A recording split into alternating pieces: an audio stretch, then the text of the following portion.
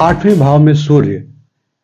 ऐसा देखा गया है कि जिन लोगों की ज्योतिष की गहरी समझ नहीं होती है वे अष्टम भाव यानी कि आठवें घर के बारे में नकारात्मक विचार ही रखते हैं। तो क्या आठवें भाव में सूर्य की उपस्थिति वाकई हानिकारक होती है? ऐसा है या नहीं है? इसके बारे में हम इस वीडियो में लॉजिकल डिस्कशन से समझेंगे। नमस्कार दोस्तों, मैं हूं आपका एस्ट्रोलॉजर संदीप कटारिया और स्वागत है आपका आप ही के चैनल पर। ज्योतिष शास्त्र के अनुसार सूर्य आत्मा का कारक है। जब सूर्य आठवें भाव में होता है तो जातक जीवन में बड़ी सोच रखता है, परंतु इसके अलावा और भी कुछ बातें हैं आपके साथ करने को। ज्योतिष में आठवां भाव परिवर्तन, शेयर्ड रिसोर्सेस और जीवन और मृत्यु के रहस्यों से जुड़ा हुआ है। जब सूर्य इस घर पर कृपा करते हैं तो ये पावर और अस्तित्व के छुपे हुए पहलुओं पर अपनी उज्जवल रोशनी डालता है। इस वीडियो में हम personality traits, health, career, relationship और फाइनेंशियल एस्पेक्ट्स पर आठवें घर में सूर्य के होने के प्रभाव को समझेंगे। तो आइए बिना वक्त गवाए आपके जीवन के सभी पहलुओं पर सूर्य के प्रभावों के बारे में जानें। और हाँ, शुरू करने से पहले मैं आपको बता दूं कि ये पूरी सीरीज है जिसमें हम हर एक वीडियो में एक अलग अलग ग्रह को एक पर्टिकुलर हाउस पे, भाव में, घर में होने के प्रभाव को ध्यान से समझते हैं। और इसके पहले हम 8 वीडियोस को अपलोड कर चुके हैं और उस प्लेलिस्ट का बटन मैं ऊपर आई बटन में और नीचे डिस्क्रिप्शन बॉक्स में दे दूंगा अगर आप उन वीडियोस को भी देखने के इच्छुक हैं। आइए शुरू करते हैं। सबसे पहले पर्सनालिटी ट्रेट्स एंड नेचर। आठवें भाव में सूर्य वाले व्यक्ति गहरे और तीव्र स्वभाव के होते हैं, यानी कि डीप एंड इंटेंस। मुश्किल समय में या फिर टफ सिचुएशंस में ये इनका घबराना इनका नेचर नहीं है। ये जातक समस्याओं से डटकर निपटते हैं और उसे कंट्रोल करने के लिए हमेशा तैयार रहते हैं। हालांकि आप जल्दबाजी में कोई भी काम नहीं करते हैं ताकि उससे और गलतियां हों, नहीं, आप उनको अवॉइड करके चलते हैं। इन्हें अक्सर छिपे हुए सत्यों को उजागर करने की तीव्र इच्छा होती है। जीवन के रहस्यमय पहलुओं के प्रति इनका आकर्षण हमेशा बना रहता है। ये व्यक्तियों में अदृश्य और रहस्यमय की खोज के प्रति स्वाभाविक झुकाव रखते हैं। ये मानव अस्तित्व की गहराई और मानव स्वभाव की जटिलताओं को समझना चाहते हैं। वे भावुक, रहस्यमयी और दृढ़ निश्चय के रूप में देखे जाते हैं। जीवन के प्रति इनके दृष्टिकोण में अक्सर सेल्फ ट्रांसफॉर्मेशन एक कंटिन्यूअस प्रोसेस होता है। बात करते हैं हेल्थ एंड वाइटलिटी की, यानी स्वास्थ्य और जीवन शक्ति। आठवें घर में सूर्य की स्थिति अक्सर इनर स्ट्रेंथ और लचीलेपन में योगदान देती है। ये व्यक्ति जीवन की चुनौतियों का सामना करने में बहुत सक्षम होते हैं। जीवन में आने वाली मुश्किलों को ये लोग अटूट दृढ़ संकल्प के साथ और सहन करने में सक्षम होते हैं। इनका स्वास्थ्य जीवन और मृत्यु की जटिलताओं से निपटने की उनकी क्षमता से निकटता से जुड़ा हुआ है। कहने का मतलब है कि चूंकि ये जीवन के रहस्यों को, जीवन और मृत्यु को हमेशा समझना चाहते हैं, इसलिए इन्हें मृत्यु से या जीवन में होने वाली नेगेटिव या पॉजिटिव घटनाओं से बहुत असर नहीं पड़ता है। इसलिए इनका स्वास्थ्य भी ठीक रहता है, कम से कम इस चीज से प्रभावित नहीं होता है। उन्हें मन और शरीर के बीच के संबंध की गहरी समझ होती है। तो देखा आपने कि वही बात कि इन्हें पता है। मान लीजिए हम अंग्रेजी में कहते हैं ना कि healthy body in a healthy mind. इसका क्या मतलब है कि मन और शरीर के बीच में संबंध है। इन्हें इन चीजों की बड़ी समझ होती है। फिर भी ऐसे लोगों को स्वास्थ्य समस्याएं जो हो सकती हैं वह होती हैं अचानक त्वचा में कोई प्रॉब्लम होना, अचानक बुखार हो जाना, लू लगना इत्यादि। ऐसे जातकों को किसी भी प्रकार के स्टंट, एडवेंचर स्पोर्ट्स या खेल कूद से संबंधित गतिविधियों के समय मामूली चोट लगने की संभावना बनी रहती है। इसी प्रकार सार्वजनिक स्थानों पर जहां लोग इकट्ठे होते हैं, चाहे वो चुनाव की रैली हो या कोई धार्मिक स्थल पे लोगों की भीड़ हो या कोई प्रतियोगिता हो रही है या पिकनिक ही हो रहा है, वहां पर भी इन्हें चोट लगने की संभावना बनी रहती है।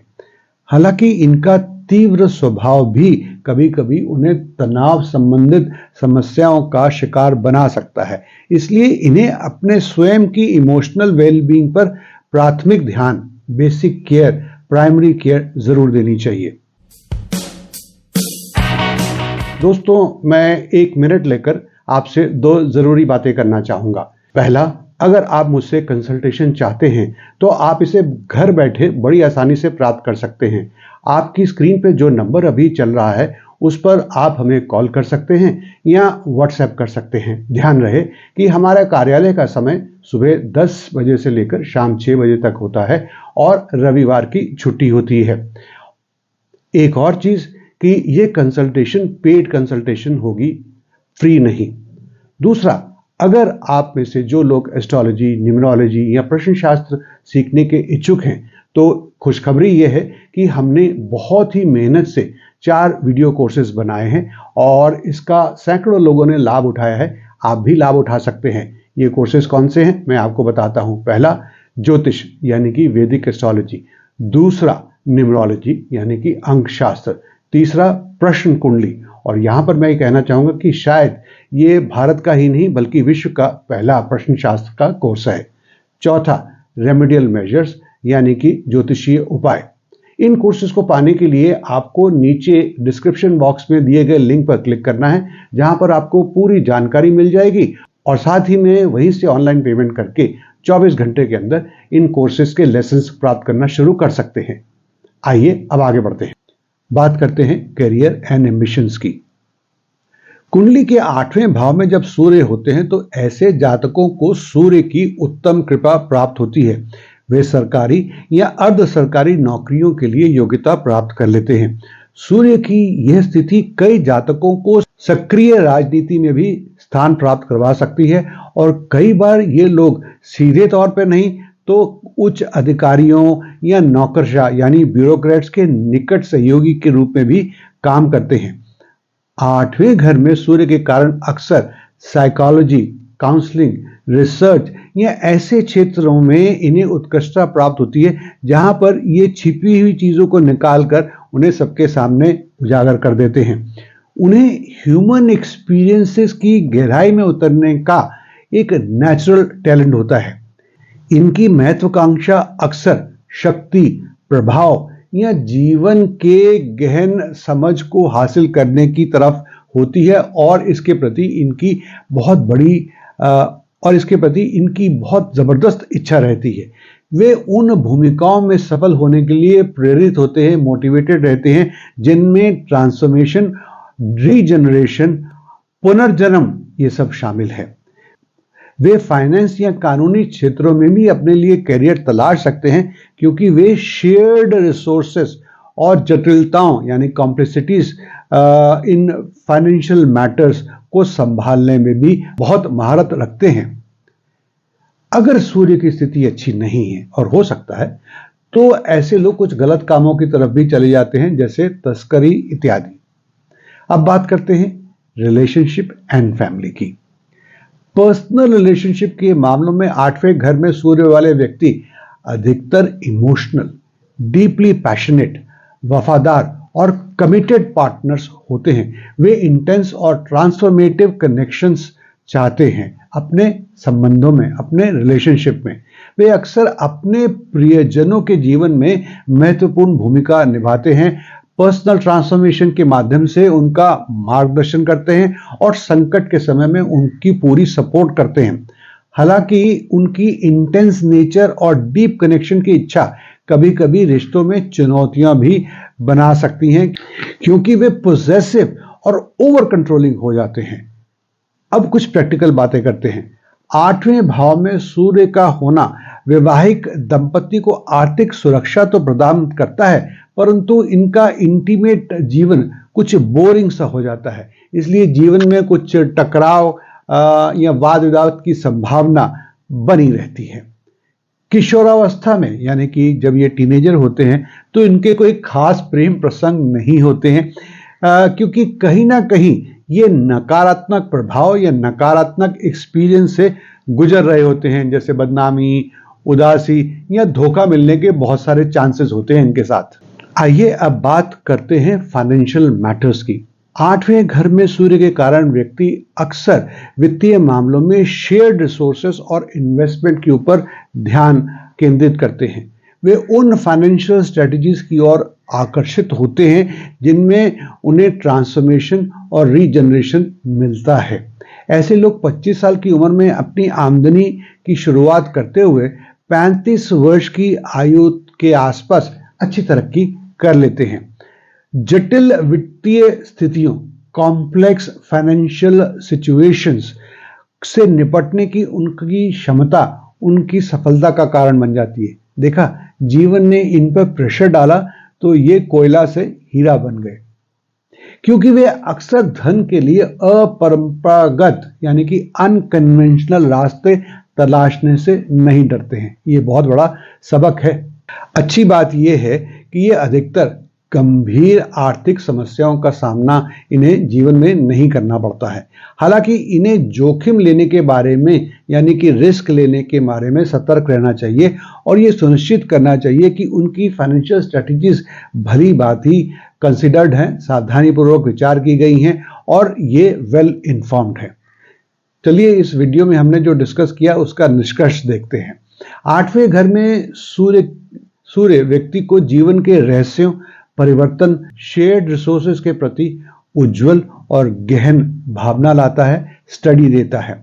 ऐसे जातकों के पास हमेशा इनोवेटिव आइडियाज रहते हैं और साथ ही में मानसिक रूप से भी ये बहुत स्ट्रांग होते हैं।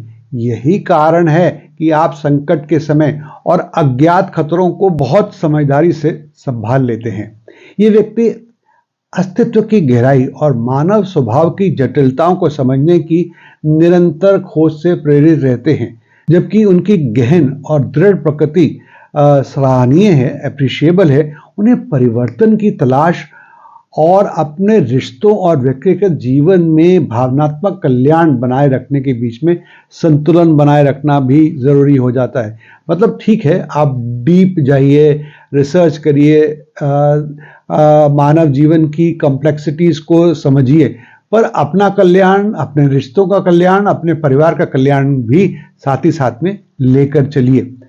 सूर्य की इस घर में प्लेसमेंट की पूरी क्षमता का फायदा उठाने के लिए उन्हें जीवन के रहस्यों के लिए एक स्वस्थ और संतुलित दृष्टिकोण सुनिश्चित करते हुए ट्रांसफॉर्मेशन और छिपे हुए सत्य के खोजकर्ता के रूप में उनकी भूमिका को अपनाने में ही निहित है। दोस्तों, आशा करता हूं कि आपको ये वीडियो पसंद आया, इसमें दी गई जानकारी आपको उपयोगी लगी।